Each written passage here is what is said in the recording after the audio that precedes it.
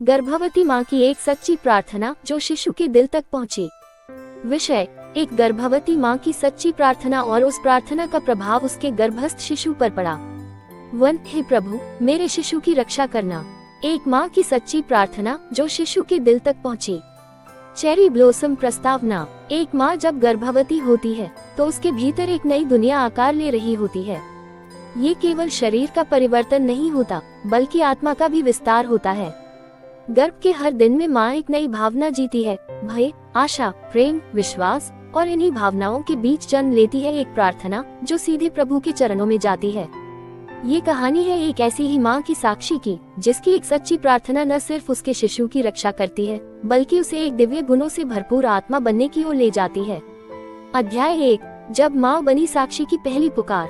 साक्षी एक शिक्षिका थी, शांत स्वभाव, सरल सोच और बड़ी श्रद्धा रखने वाली। जब उसे पता चला कि वह माँ बनने वाली है, तो उसकी आंखों में खुशी के साथ एक जिम्मेदारी का भाव भी उभर आया। वो रोज सुबह उठकर मंदिर में दीप जलाती और भगवान से बस एक बात कहती: हे प्रभु, मैं माँ बनने जा रही हूँ। ये सिर्फ मेरी यात्रा नहीं है, यह आपके साथ मेरी साझेदारी है। आपसे विनती है, इस आत्मा को शुभ विचार, शुद्ध संस्कार और सुरक्षित जीवन दीजिए। साक्षी का ये दिनचर्या बन गया, हर सुबह एक प्रार्थना, हर रात एक मन की बात अपने गर्भस्थ शिशु से। पुष्पन काल। अध्याय 2: माँ और शिशु के बीच अदृश्य संवाद। तीसरा महीना चल रहा था।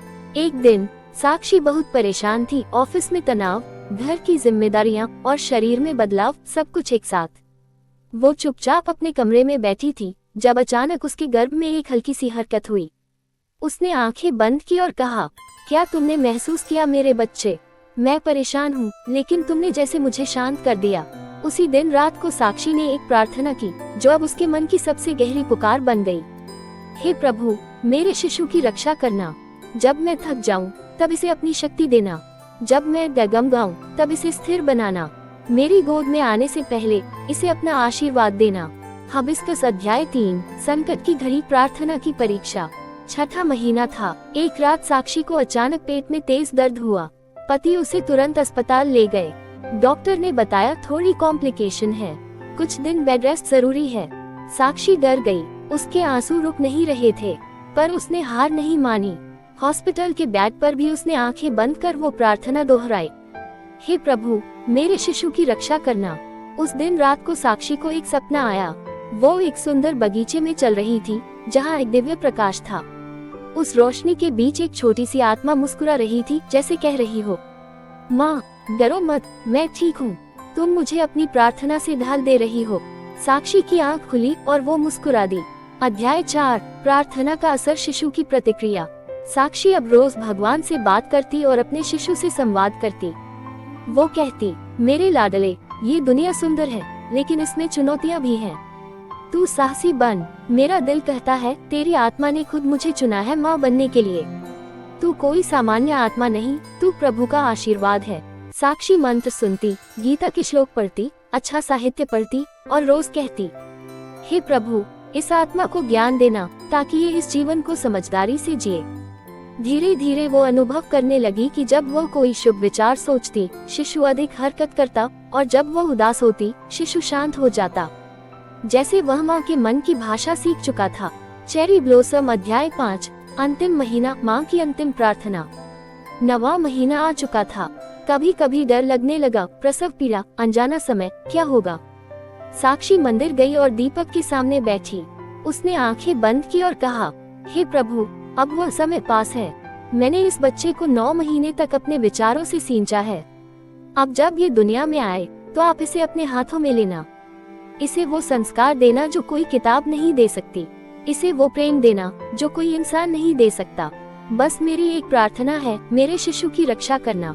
इसके जीवन की शुरुआत में ही आप इसकी आत्मा के रक्षक बनना।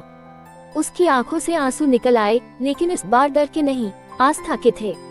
पुष्पन काल। अध्याय 6: जन्म। जब प्रार्थना साकार हुई, जन्म का दिन आया। पीड़ा असहनीय थी, लेकिन साक्षी की प्रार्थना की शक्ति उससे कहीं अधिक थी। जैसे ही शिशु की पहली रोशनी बाहर आई, पूरे कमरे में एक शांति फैल गई। डॉक्टर भी हैरान थे, बच्चा पूरी तरह स्वस्थ है और बहुत शांत है। साक्षी की आंखों से आंसू झर रहे थे। उसने धीरे से कहा, बेटा, तू आ गया।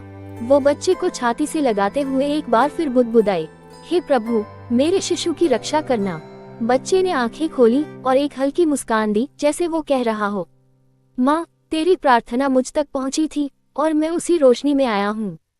ट्यूलिप उपसंहार। एक माँ की प्रार्थना अमर होती है। साक्षी की कहानी सिर्फ एक माँ की नहीं है, ये हर उस माँ की है जो अपने शिशु के लिए मन से प्रार्थना करती है। विज्ञान मानता है कि गर्भस्थ शिशु माँ की भावनाओं को महसूस करता है, लेकिन अध्यात्म कहता है वह माँ की आत्मा की पुकार सुनता है। अगर एक माँ सच्चे मन से भगवान से कहे, हे प्रभु, मेरे शिशु की रक्षा करना, तो वो प्रार्थना आकाश चीरती हुई सीधी शिशु के हृदय तक पहुँचती है।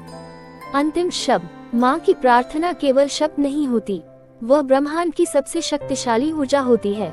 जब वह प्रार्थना सच्चे मन से निकलती है, तो शिशु के जन्म से पहले ही उसके जीवन की रक्षा होने लगती है।